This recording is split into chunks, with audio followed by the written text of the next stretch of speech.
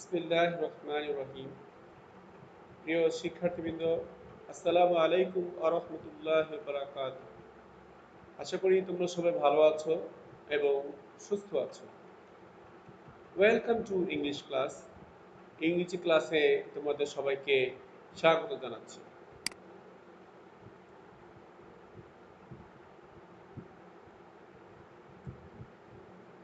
Okay, dear students, look at the picture.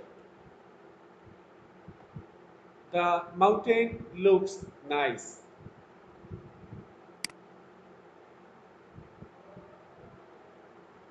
Look at this. The mountain looks nice. Another picture here for you. The Titanic sank in the Atlantic. আমি আবারও পড়ছি, তোমরা লক্ষ্য করে দেখো। The Titanic sank in the Atlantic. How beautiful the world is. The How beautiful the world is.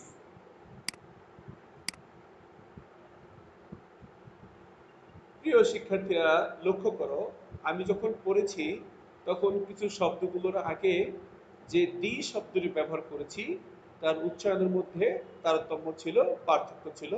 তোমরা নিশ্চয়ই সেটা কি লক্ষ্য করেছ। যেমন দেখো, the mountain, the Atlantic, the world, এভাবে উচ্চারণগুলো করা হয়েছে।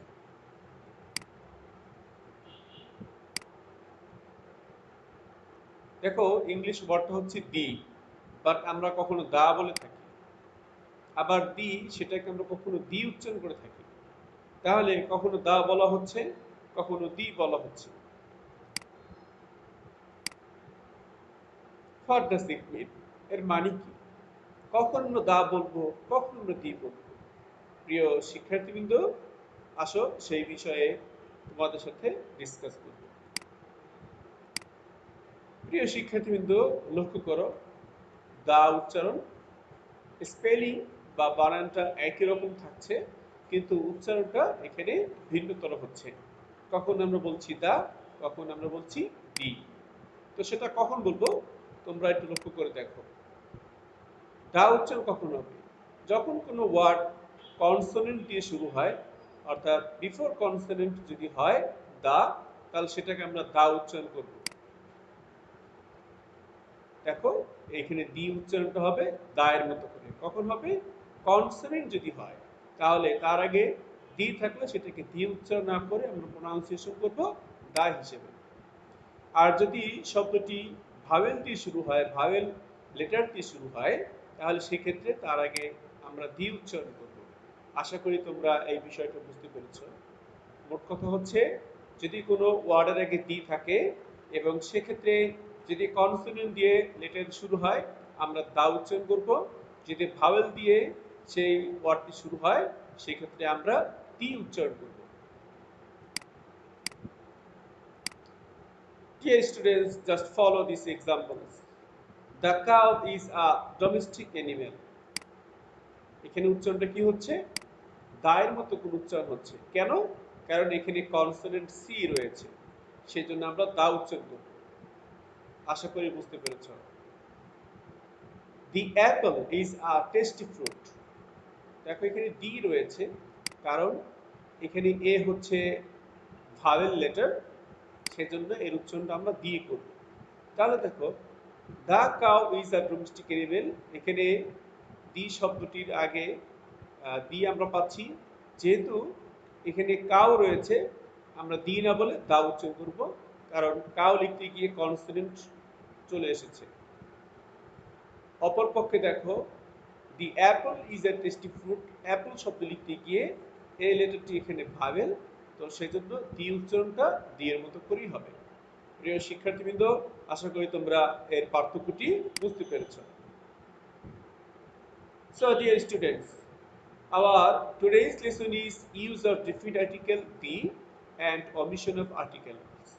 প্রিয় শিক্ষার্থীবৃন্দ, আজ আমরা শিখব যে ডেফিনিট আর্টিকেল দি সম্পর্কে, দি এর ব্যবহার সম্পর্কে, এবং কখনো কখনো দেখবে যে আর্টিকেল ব্যবহার করা হয় না, অর্থাৎ ক্রস থাকে। জিরো আর্টিকেল বা আর্টিকেল ব্যবহার করা হয় না, আমরা বলছি অমিশন অফ আর্টিকেল। তো সেখানে আমরা আর্টিকেল অনেক সময় ভুল করে ব্যবহার করে থাকি। আমরা কি শিখে নিব যাতে করে আমরা ভুল না করি। প্রিয় শিক্ষার্থীবৃন্দ, let's start. Learning outcomes of this class. At the end of the lesson, students will be able to apply the correct pronunciation of the, use the properly, apply the specific use of the, apply the omission of article, use of clause. প্রিয় শিক্ষার্থীবৃন্দ, আশা করছি আমরা আমাদের যে learning outcomes বা শিক্ষণ ফলগুলো রয়েছে সেটা অবশ্যই আমরা অর্জন করতে পারবো যদি ক্লাসটি প্রথম থেকে শেষ পর্যন্ত দেখা হয়। Dear students, let's start. Let us make sentences with the. এবারে চলো আমরা দি দিয়ে কয়েকটি সেন্টেন্স দেখে নিচ্ছি, এক্সাম্পল দেখে নিচ্ছি। The girl is a student. Look at this. The eggs in the basket look fresh. The house where I live in is very nice. প্রিয় শিক্ষার্থীবৃন্দ, আমরা এখানে তিনটি সেন্টেন্স দেখে দিলাম। এখানে তোমার জন্য একটু রুলস রয়েছে, এই রুলসটি তোমরা অবশ্যই মনে রাখবে। The definite article the is used before singular and plural nouns. মনে রাখবে, ডেফিনিট আর্টিকেল দি সেটি ব্যবহার হতে পারে সিঙ্গুলার বা প্লুরাল নাউন উভয় ক্ষেত্রেই ব্যবহার হতে পারে। যেমনটি তোমরা এখানে এক্সাম্পলে দেখতে পাচ্ছ, the girl is a student, এখানে গার্ল সিঙ্গুলার বাট তার আগে দি ব্যবহার করা হয়েছে। The eggs in the basket look fresh, eggs এখানে প্লুরাল কিন্তু দি ব্যবহার করা হয়েছে। The house where I live in is very nice, এখানে দি শব্দটি ব্যবহার করা হয়েছে। প্রিয় শিক্ষার্থীবৃন্দ, তোমরা অবশ্যই যে রুলসগুলো দেখানো হচ্ছে অবশ্যই সেগুলো অধ্যয়ন করবে এবং ক্লাসটি বারবার দেখে শিখে নিবে।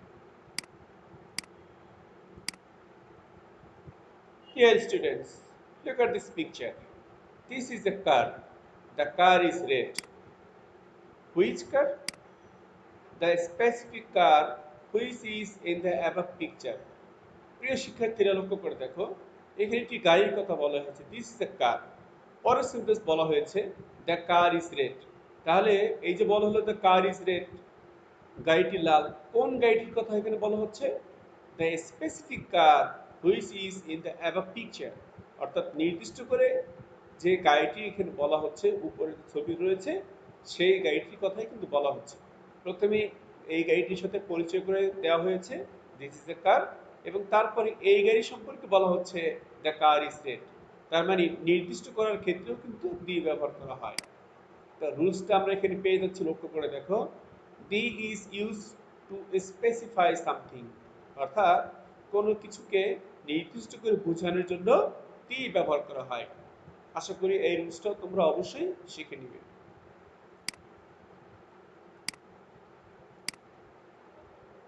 The earth moves around the sun. Birds fly in the sky at large.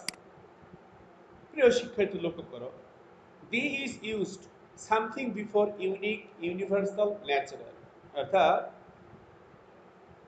মহান আল্লাহ যে সমস্ত সৃষ্টি মাত্র একটি সৃষ্টি করেছেন, যেগুলোকে আমরা ইউনিক বলি, যেমন ধরো চাঁদ, সূর্য, পৃথিবী, এগুলোর আগে অবশ্যই দি বসে।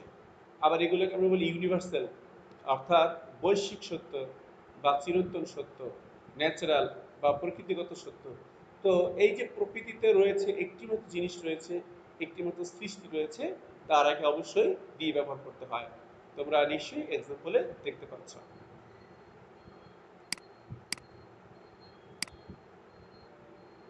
The Bandarban hill.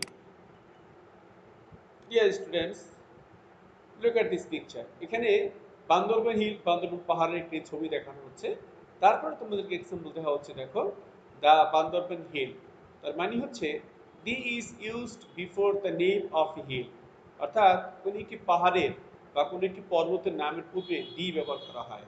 আশা করি তোমরা এই রুলসটাও মনে রাখবে।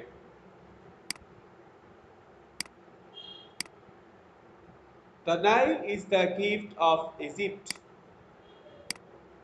The Podda is a big river.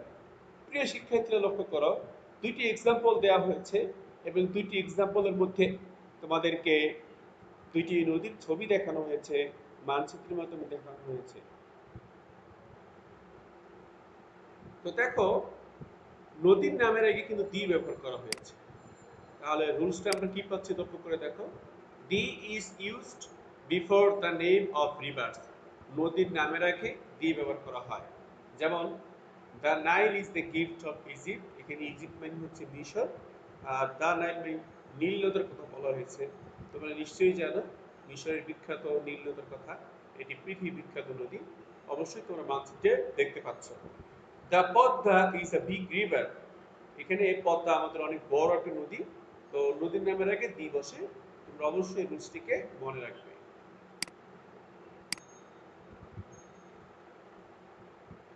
প্রিয় শিক্ষার্থীবৃন্দ, এ পর্যায়ে আমরা অন্য কিছু রুলস শিখে নিব। তো চলো প্রথমে আমরা এক্সাম্পল দেখে নিচ্ছি। Afnan is a student, Afnan একজন ছাত্র। He goes to the school regularly, সে স্কুলটিতে প্রতিদিন যায়। He goes to the school regularly. লক্ষ্য করো, এখানে ছিল he goes to school regularly, but যদি আমরা বলি যে he goes to the school, তাহলে কি হবে? ভুল হবে। কেন? সঠিকটা হবে হচ্ছে he goes to school regularly. Lions আর wild animals. Which lions? All lions in general. আমরা যদি বলি দি লায়ন্স আর ওয়াইল্ড অ্যানিমেলস, তাহলে কিন্তু ভুল হবে। কারণ হচ্ছে অল লায়ন্স ইন জেনারেল, অর্থাৎ যে কোন লায়নই সে কিন্তু ওয়াইল্ড অ্যানিমেলস বা বন্য প্রাণী, সেজন্য আমরা লায়ন্সের আগে দিয়ে ব্যবহার করতে পারি না। প্রিয় শিক্ষার্থীবৃন্দ, তোমরা মনে রাখবে, article is omitted before something plural in general. আমরা এখন অমিশন অফ আর্টিকেল নিয়ে কথা বলছি, অর্থাৎ যেখানে আর্টিকেল ব্যবহার করা হয় না বা আর্টিকেল ব্যবহার করা যায় না। তাহলে বুঝতে তোমরা মনে রাখবে, article is omitted before something plural in general. তো একত্রিতভাবে কোনো কিছুকে বোঝানোর সময়ে তার আগে আর্টিকেল ব্যবহার করা হয় না। যেমন দেখো, আমরা কিন্তু বলতে পারি না দ্য লায়ন্স আর ওয়াইল্ড অ্যানিমেলস, আমরা বলবো কি লায়ন্স আর ওয়াইল্ড অ্যানিমেলস। প্রিয় শিক্ষার্থীবৃন্দ লক্ষ্য করো, হি বট এ কার, হি বট মাই কার। হি বট এ কার, ওকে, ঠিক আছে, এটা হি বট এ কার, যেহেতু এটি কার এবং তার আগে আমরা দি এই আর্টিকেলটি ব্যবহার করতে পারি। কিন্তু দেখো, এখানে বলা হয়েছে হি বট মাই কার, এখানে মাই হচ্ছে পসেসিভ প্রোনাউন, পসেসিভ হিসেবে এসেছে, তো সেই জন্য হি বট মাই এ কার এভাবে কিন্তু লেখা যাবে না। অর্থাৎ এখানে কোনো আর্টিকেল ব্যবহার করা যাবে না, এই স্থানটিতে নো আর্টিকেল। হি বট মাই এ কার এভাবে কিন্তু লেখা যাবে না। মনে রাখবে, article is omitted when possessive pronouns are used before nouns, অর্থাৎ যখন নাউনের পূর্বে পসেসিভ প্রোনাউন ব্যবহার করা হয় তখন তার আগে আর্টিকেল ব্যবহার করা হয় না। হি বট মাই কার, এটি সঠিক, কিন্তু যদি বলা হয় হি বট মাই এ কার, তাহলে কিন্তু সেটি ভুল হয়ে যাবে। আশা করি তোমরা অবশ্যই মনোযোগের সাথে দেখছো এবং এই বিষয়গুলো খেয়াল করবে। Dear students, look at this. This is Mr. Kobir. এই হচ্ছে mister Kabir. Article is omitted. এখানে কিন্তু আমরা বলতে পারি না this is a mister Kabir, এইভাবে কিন্তু বলা চলে না। মনে রাখবে, no article is used before a proper noun, অর্থাৎ প্রপার নাউনের আগে কখনই আর্টিকেল ব্যবহার করা হয় না। তোমরা নিশ্চয়ই প্রপার নাউন সম্পর্কে জানো, যে কোনো ব্যক্তির নাম, কোনো বস্তু, কোনো স্থান, যেগুলোকে নির্দিষ্ট করে বোঝানো হয় বিশেষ নামের মাধ্যমে, সেগুলো হচ্ছে প্রপার নাউন। তো যাই হোক, আমি প্রপার নাউন সম্পর্কে আলোচনা করছি না, শুধুমাত্র মনে রাখবে যে প্রপার নাউনের আগে কখনোই আর্টিকেল ব্যবহার করা হয় না। প্রপার নাউন্স আর the words which name specific people, organisation or place. আগেই বলেছি, প্রপার নাউন হচ্ছে এমন কিছু শব্দ বা এমন নাম যা কোনো বিশেষ ব্যক্তি, কোনো প্রতিষ্ঠান বা কোনো স্থানকে বোঝায়, বিশেষ করে নির্দিষ্ট করে বোঝায়। আশা করি তোমরা অবশ্যই এই বিষয়টি বুঝতে পেরেছ। Dear students, look, Cambrian College is the first digital educational institution in Bangladesh. এখানে ক্যাম্ব্রিয়ান কলেজ একটি প্রতিষ্ঠানের নাম, সেজন্য আমরা কিন্তু ক্যাম্ব্রিয়ান নামের আগে অবশ্যই ডি ব্যবহার করতে পারি না। আর্টিকেল ইজ ওমিটেড, মনে রাখবে প্রতিষ্ঠানের নামের আগে আর্টিকেল ব্যবহার করা যায় না, যে রুলস তোমাদেরকে পূর্বেই দেওয়া হয়েছে। I like to play basket, আমি বাস্কেটবল খেলতে পছন্দ করি। When lunch is ready, please call me. প্রিয় শিক্ষার্থীরা, রিমেম্বার এটা তোমরা অবশ্যই মনে রাখবে। Also an article is not use before the names of meal, অর্থাৎ কোনো খাবারের নামের পূর্বে কখনই আর্টিকেল ব্যবহার করা হয় না। যেমন ধরো ব্রেকফাস্ট, লাঞ্চ, ডিনার এটসেট্রা, এই সমস্ত নামের আগে কখনো আর্টিকেল ব্যবহার করা হয় না। And the names of games, sports, এবং কোনো খেলাধুলার নামের আগেও কখনোই আর্টিকেল ব্যবহার করা হয় না, like cricket, basketball, tennis etcetera. আশা করি তোমরা এই রুলসটা অবশ্যই মনোযোগের সাথে দেখছো এবং অবশ্যই তোমরা মনে রাখবে। Dear students, look at these pictures. England, Asia, Dhaka, and Lake Park. Also, an article is not used before the names of countries, cities, continents, parks. প্রিয় শিক্ষার্থীবৃন্দ, সবাই মনোযোগ দিয়ে দেখো যে এই রুলসটাকে অবশ্যই মনে রাখতে হবে যে কিছু কিছু বিষয় রয়েছে, কিছু কিছু স্থান রয়েছে যে স্থানগুলোর আগে কখনোই আর্টিকেল ব্যবহার করা হয় না। যেমন ধরো কোনো দেশের নামের আগে, কোনো শহরের নামের আগে, কোনো মহাদেশের নামের আগে বা কোনো পার্কের নামে। তো তবে কোন কোন দেশ রয়েছে যেই দেশের নামের আগে আর্টিকেল ব্যবহার করা হয়, ডি ব্যবহার করা হয়, সেটা তোমাদেরকে আমি এই মুহূর্তে বলে দিচ্ছি। যেমন ধরো যদি কোনো দেশের নামের অ্যাব্রিভিয়েশন থাকে, নামের সংক্ষিপ্তকরণ থাকে, যেমন DUSA, TUK, যদি এরকম কোনো নামের সংক্ষিপ্ত রূপ থাকে তাহলেই মাত্র তার আগে ডি বসে, আর্টিকেল বসে। অন্যথায় অন্য কোনো দেশের আগে ডি শব্দটি ব্যবহার করা যাবে না।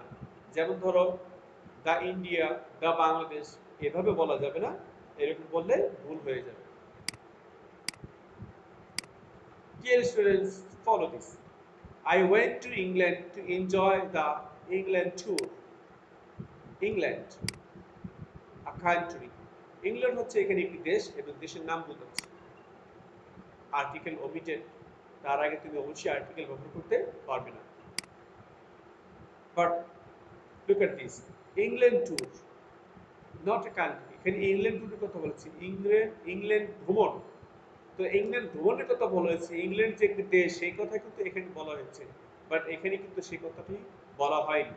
তো সেজন্য যেহেতু এটি দেশ না, তার আগে আমরা অবশ্যই আর্টিকেল ব্যবহার করতে পারি। ওকে, আশা করি তোমরা অবশ্যই বুঝতে পেরেছো। Dear students, use article where necessary, put a clause where an article is not needed. প্রিয় শিক্ষার্থীবৃন্দ, এ পর্যায়ে তোমাদেরকে এখানে 5টি শূন্যস্থান বিশিষ্ট একটি আর্টিকেল দেওয়া হয়েছে, একটি প্যাসেজ দেওয়া হয়েছে। তোমরা নিশ্চয়ই এটি স্ক্রিনশট দিয়ে নিজেরাই চেষ্টা করবে আর্টিকেল দিয়ে এটিকে পূরণ করার জন্য। আশা করি তোমরা অবশ্যই সফল হবে।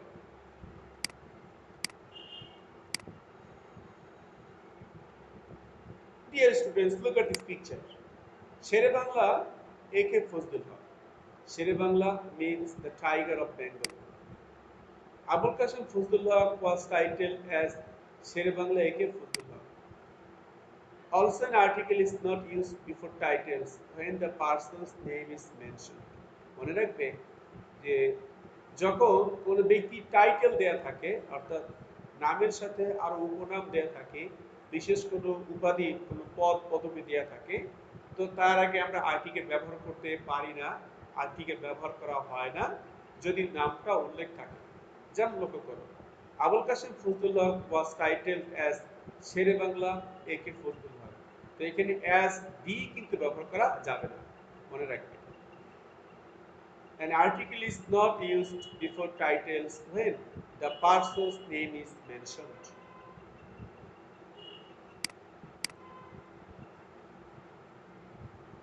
Dear students, look at this sentence. Mamun goes to school. No article is mentioned here. Mamun স্কুলে যায়, এখানে কিন্তু কোনো আর্টিকেল ব্যবহার করা হয়নি। স্কুলের পূর্বে কোনো আর্টিকেল ব্যবহার করা হয়নি। Why? কেন ব্যবহার করা হয়নি? Because he is a student, it is his regular duty. কারণ সে একজন ছাত্র এবং বিদ্যালয়ে যাওয়া তার একটি নিয়মিত দায়িত্ব।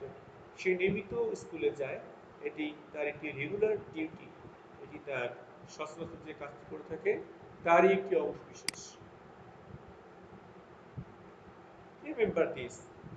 An article is not used before the names of school, hospital, prison, bed, home, where we refer to the purpose as regular duty. প্রিয় শিক্ষার্থীরা মনে রাখবেন যে অবশ্যই আর্টিকেল ব্যবহার করা হয় না কোনো প্রতিষ্ঠান, যেমন ধরো স্কুল, হাসপাতাল, জেলখানা, কোনো শয্যা বা কোনো গৃহ, এই সমস্ত নামের আগে কখনই আর্টিকেল ব্যবহার করা হয় না যদি তার নিয়মিত যে উদ্দেশ্য সে উদ্দেশ্যের জন্য ব্যবহার করা হয়।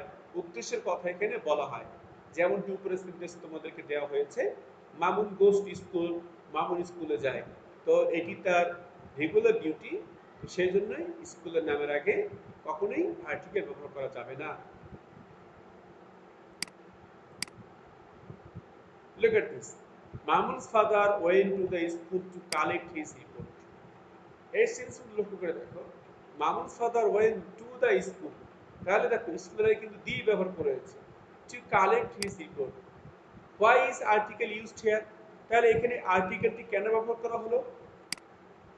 Because he is not a student, it is not his regular duty, he is a visitor. কারণ হচ্ছে প্রতিদিন স্কুলে যাওয়া মামুনের বাবার কিন্তু কোনো কাজ নয়। মামুনের পিতা প্রতিদিন স্কুলে যায় না, কারণ সে তো একজন ছাত্র না, এই জন্য সে রেগুলার স্কুলে যায় না, বরং তিনি একজন ভিজিটর বা একজন ভ্রমণকারী হিসেবে তিনি সেখানে যাচ্ছেন। তিনি দেখতে যাচ্ছেন, কোন এক নির্দিষ্ট উদ্দেশ্যে যাচ্ছেন, কিন্তু স্কুলের ছাত্ররা যে উদ্দেশ্যে যায়, রেগুলারলি যায়, তিনি সেভাবে যাচ্ছেন না। সেজন্য এখানে দি ব্যবহার করা হবে। তাহলে এটাকে আমরা কি শিখলাম? যে কোনো প্রতিষ্ঠানের যে উদ্দেশ্য, সেই উদ্দেশ্য না হয়ে যদি কোনো ভিজিটর সেখানে ভ্রমণ করতে যান, তাহলে তার আগে দি ব্যবহার করতে হবে। ঠিক একইভাবে কোনো ডাক্তার যখন হসপিটালে যাবেন, তখন তার আগে আমরা শুধুমাত্র টু হসপিটাল লিখে দিব। কিন্তু যদি কোনো মিনিস্টার বা অন্য কেউ হসপিটাল ভ্রমণ করতে চান, হসপিটাল দেখতে চান, তাহলে ভিজিটের হিসেবে তার আগে অর্থাৎ হসপিটাল নামের পূর্বে আমরা দি ব্যবহার করতে পারি। আশা করি তোমরা বিষয়টা অবশ্যই বুঝতে পেরেছো। So dear students, article is allowed here because if the person is a visitor and not the regular, then we can use article before the place's name. অর্থাৎ কোন স্থানের নামের আগে আমরা দি ব্যবহার করতে পারি যদি সেখানে কোনো ভিজিটর বা কোনো ভ্রমণকারী যদি দেখতে আসেন, তাহলে তার আগে আমরা দি ব্যবহার করতে পারি। প্রিয় শিক্ষার্থীবৃন্দ, আশা করি তোমরা অবশ্যই মনোযোগ সহকারে লক্ষ্য করছো। Dear students, there is homework for you. এখানে তোমাদের জন্য একটু হোমওয়ার্ক দেওয়া রয়েছে। আশা করি তোমরা স্ক্রিনশট দিয়ে অথবা ভিডিওটি পজ দিয়ে তোমরা নিশ্চয়ই এই কাজটি করবে এবং কমেন্টে তোমরা জানাবে যে তোমরা সঠিকভাবে করতে পেরেছো কিনা। Fill in the gaps with articles. Article দিয়ে এই শূন্যস্থানগুলো পূরণ করবে। Put a cross where an article is not needed, এবং যেখানে আর্টিকেল প্রয়োজন নেই সেখানে তোমরা একটা ক্রস দিয়ে রাখবে। প্রিয় শিক্ষার্থীবৃন্দ, আমাদের ক্লাসটি আজকের মতো এখানেই শেষ। আশা করছি তোমরা অবশ্যই ক্লাসটি প্রথম থেকে শেষ পর্যন্ত সম্পূর্ণ দেখবে। I wish you best of luck. আল্লাহ হাফেজ।